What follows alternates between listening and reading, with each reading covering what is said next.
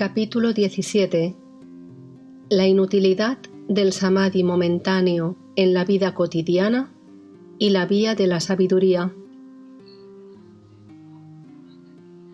Bhargava, te diré cómo siguió la conversación que tuvo lugar entre el rey Janaka y Ashtavakra. Ashtavakra preguntó: Rey, por favor, háblame con mayor detalle de eso que llamas samadhi momentáneo en la vigilia ordinaria, de forma que pueda seguirlo hasta alcanzar el samadhi duradero. Janaka contestó: Escucha, distinguido Brahmán, te daré algunos ejemplos de ese estado. Cuando un hombre no tiene la menor noción de dentro o fuera por un breve intervalo y no está dominado por la ignorancia del sueño. Ese mínimo instante en el que uno está fuera de sí por la alegría, en la inmediatez y pureza del abrazo de la amada, sin más consideraciones, cuando, inopinadamente, se consigue algo que se ha estado deseando por mucho tiempo, pero de lo que ya se había desesperado. Cuando un viajero solitario que avanza con la mayor confianza se enfrenta súbitamente con un peligro extremo. Cuando alguien escucha la inesperada noticia de la muerte de su único hijo en la flor de la vida y con perfecta salud. También hay otros intervalos de samadhi que pueden resultar reconocibles, como el periodo de transición entre los estados de vigilia, sueño con sueños y sueño profundo, o el momento de divisar un objeto distante en que la mente parece soltar el cuerpo propio que se halla en uno de los extremos para proyectarse hasta el otro extremo, donde se halla el objeto divisado. Igual que una oruga, avanza y se prolonga, soltando en un punto y agarrando en el siguiente. Percibe cuidadosamente el estado de tu mente durante ese lapso. ¿Pero por qué detenerse en semejantes intervalos? Los eventos, como tales, se detendrían si la inteligencia fuera homogénea. Ellos solo se hacen posibles porque una cierta armonía que reina en la inteligencia se interrumpe reiteradamente. Por tanto, los padres fundadores de los diferentes sistemas filosóficos han dicho que la diferencia entre la inteligencia pura del sí mismo y el intelecto ordinario reside solamente en su continuidad. De todos modos, si admitimos interrupciones en el flujo homogéneo de la inteligencia, se sigue de ello que esos intervalos entre las variadas modificaciones del intelecto ante los objetos representarían su estado original sin modificaciones. Hijo de Cajoda, debes saber que si te haces consciente de este samadhi subyacente tantas veces interrumpido, no necesitas buscar otro. El joven Brahmán preguntó todavía: Oh rey, ¿por qué no se liberan todos si sus vidas están entretejidas de momento en momento con el samadhi, ya sea en el estado iluminador de la vigilia, ya en el gran vacío del sueño profundo? La liberación es el resultado directo del samadhi sin cualidades. Siendo el sí mismo pura inteligencia, ¿cómo es que no se reconoce él mismo para permanecer por siempre liberado? La ignorancia queda disipada por la pura inteligencia del samadhi, que es la causa inmediata de liberación. Por favor, termina de aclarar esto para poner fin a mis dudas. Janaka contestó: Te diré un secreto. El ciclo de nacimientos y muertes está causado por la ignorancia sin causa. Esta ignorancia, o no ser, que ha preexistido desde siempre, necesita desplegarse a sí misma en forma de placer y dolor, y aun con todo, no deja de ser tan irreal como un sueño. Siendo de una naturaleza tal, el sabio dice que sólo el conocimiento le pone fin. Pero, ¿qué clase de conocimiento? Sólo la sabiduría nacida de la comprensión, yo soy eso.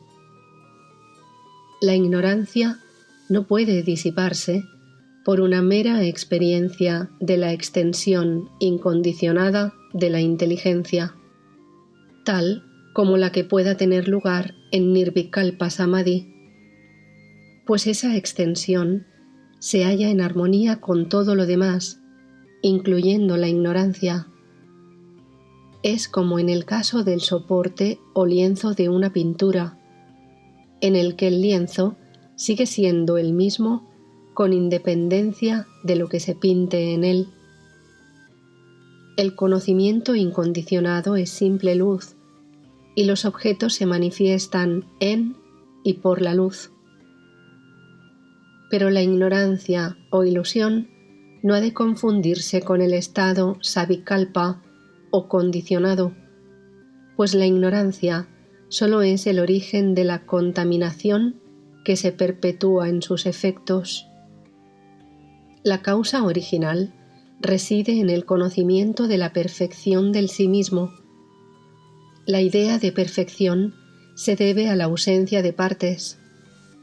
Las partes solo pueden aparecer con el tiempo, el espacio y la forma. Puesto que lo completo carece de estos medios, de algún modo se suscita un deseo de ellos por un sentimiento de carencia. Entonces surgen por doquier las limitaciones, buscando y deseando en vano el ser, y la causa fundamental de esa ignorancia se manifiesta con el sentimiento yo soy. Esta es la semilla de la que brota el cuerpo como sí mismo individualizado y que da lugar al ciclo potencialmente infinito de nacimientos y muertes, pues tal ciclo no termina hasta que se pone término a la ignorancia, y esto solo puede ocurrir a través del perfecto conocimiento del sí mismo y de ninguna otra manera. Esta sabiduría capaz de destruir la ignorancia puede ser de dos clases, indirecta y directa. El conocimiento es adquirido en primer lugar de un maestro y a través de él de las escrituras. Este conocimiento indirecto no puede alcanzar la meta, pues el mero conocimiento teórico carece de fruto. Se requiere un conocimiento práctico que solo puede venir a través del samadhi o unión. Este conocimiento unitivo que tiene lugar en Nirvikalpa Samadhi produce sabiduría erradicando la ignorancia y el conocimiento objetivo. Del mismo modo, la experiencia fugitiva del samadhi en ausencia de conocimiento teórico tampoco nos acerca a la meta.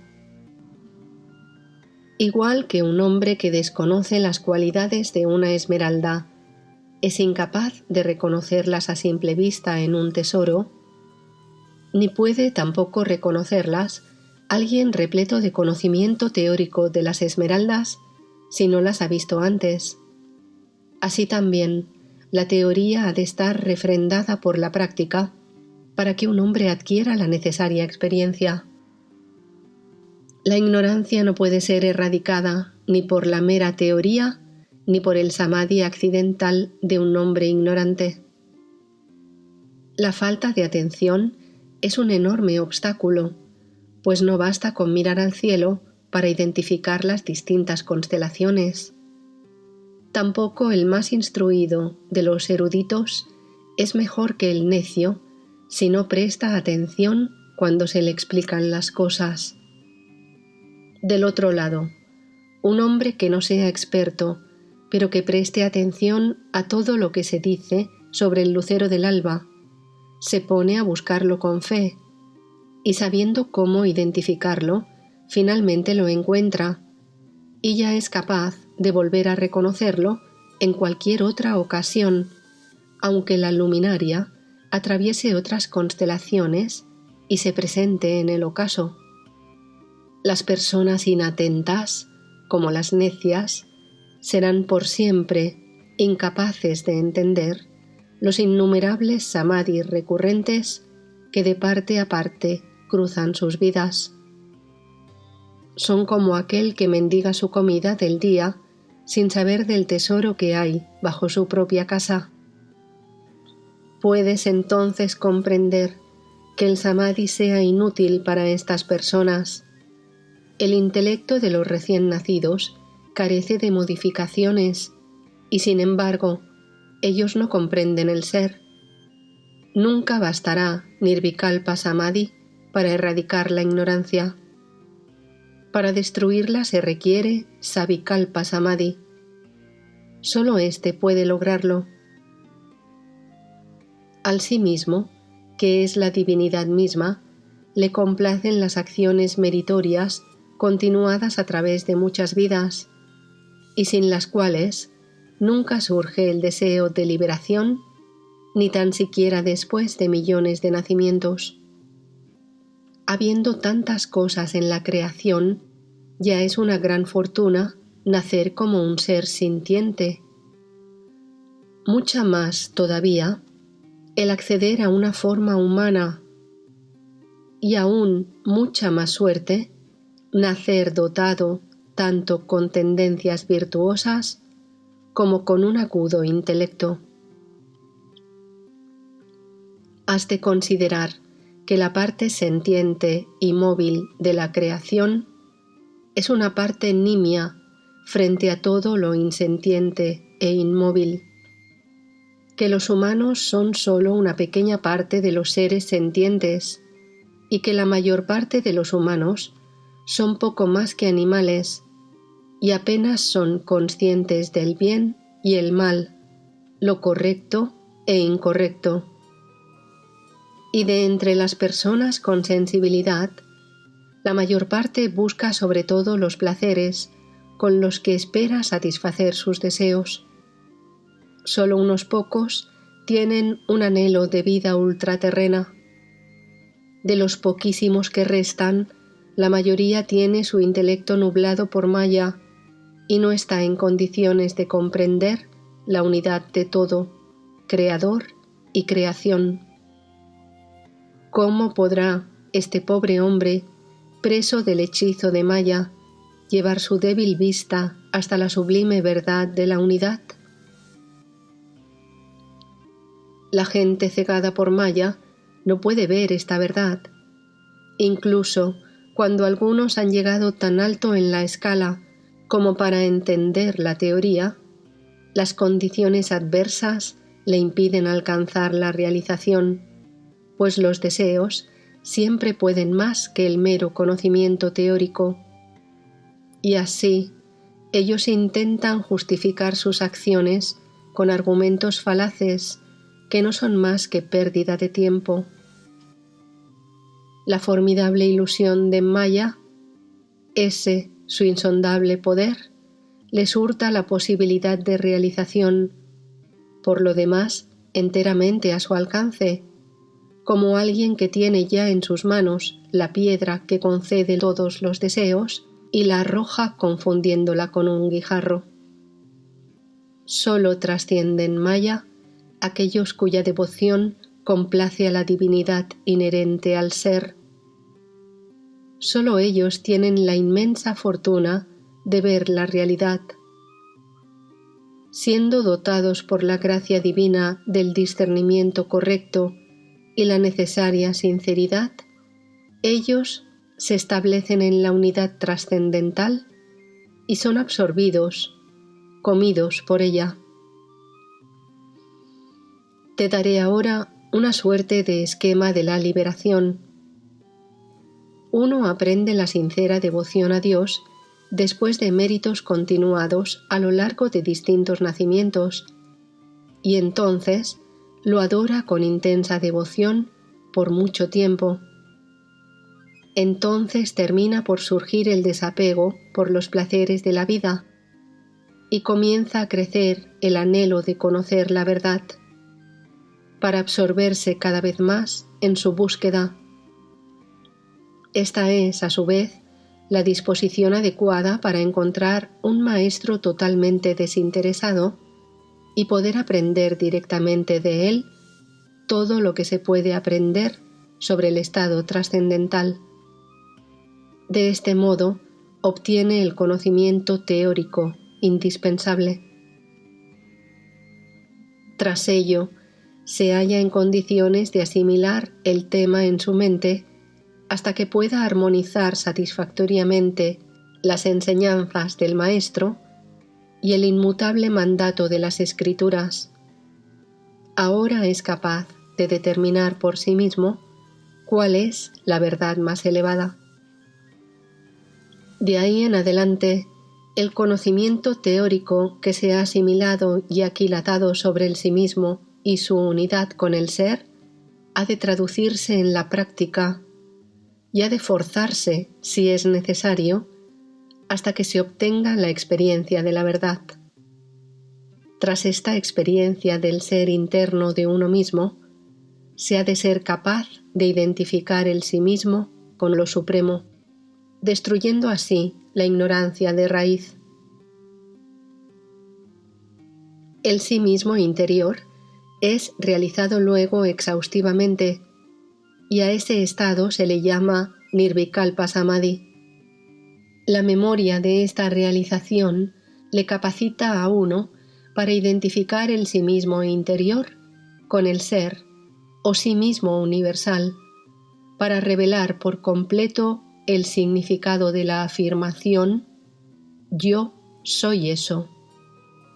Esto es lo que se llama la unidad del sí mismo, que equivale a la identificación de la trascendencia de uno con la misma unidad en todas las diversidades del mundo aparentes para cada individuo.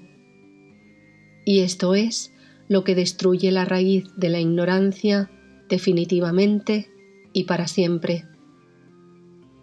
Al fruto de la contemplación o dhyana se le denomina Nirvikalpa Samadhi, mientras que las modificaciones muestran las múltiples facetas de la conciencia, Nirvikalpa muestra su naturaleza unitaria. Cuando la mente no produce representaciones derivadas de pensamientos, se tiene el estado sin modificaciones, que es su condición inafectada y primordial. Cuando se borran las pinturas de un muro, volvemos a tener intacto el muro original. No hace falta restaurarlo ni construirlo de nuevo. Algo parecido ocurre con la mente, que vuelve a toda su pureza cuando los pensamientos son eliminados. De manera que el estado incondicionado vuelve a recuperarse en cuanto se pone fin a las perturbaciones.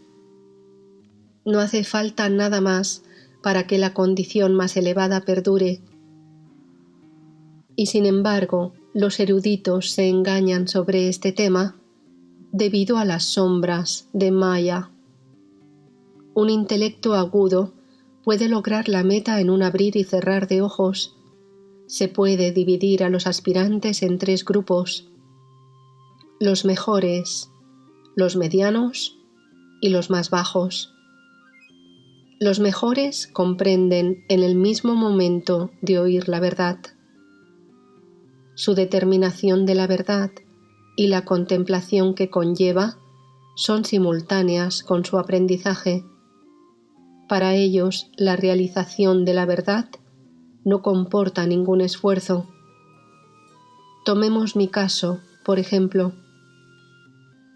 En una noche de verano y con luna, yacía yo, ebrio, en un sedoso lecho de mi jardín de delicias y abrazado por mi amada. Y de pronto comencé a oír una música indefinible y canciones de dulzura ultraterrena cantadas por invisibles espíritus. Esas canciones hablaban de esa unidad del sí mismo, de la que había sido inconsciente hasta aquel momento. De inmediato me puse a pensar en ello, y luego a meditarlo, y luego a realizarlo, en menos de una hora. Luego permanecí en samadhi, algo así como hora y media.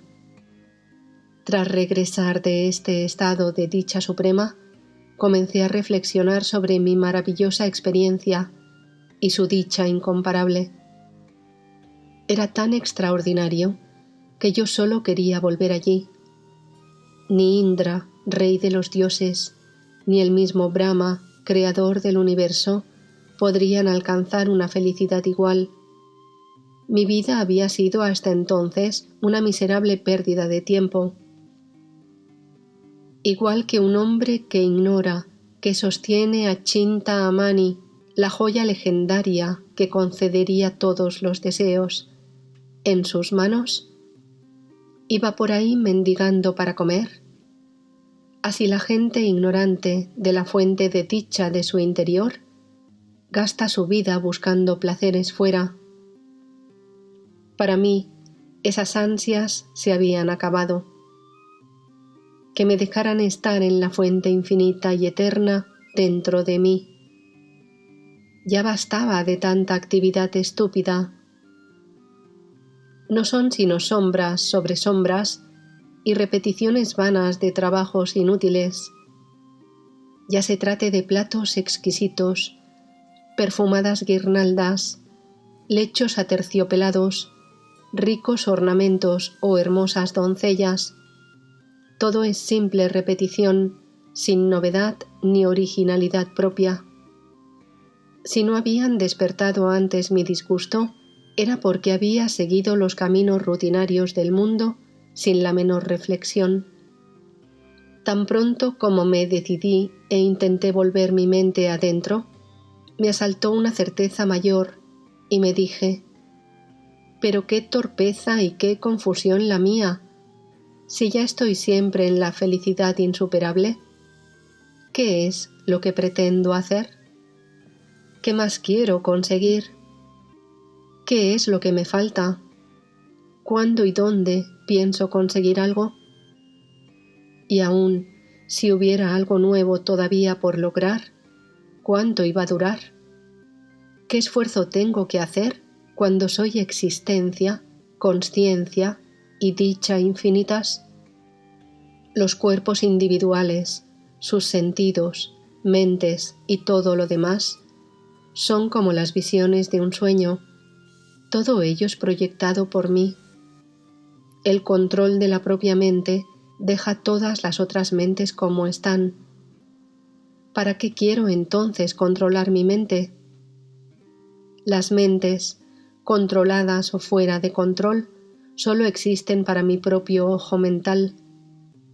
Incluso si todas las mentes son controladas, la mía sigue siendo libre. Mi mente es como el espacio infinito, receptáculo de todas las cosas. ¿Qué podría controlar y cómo?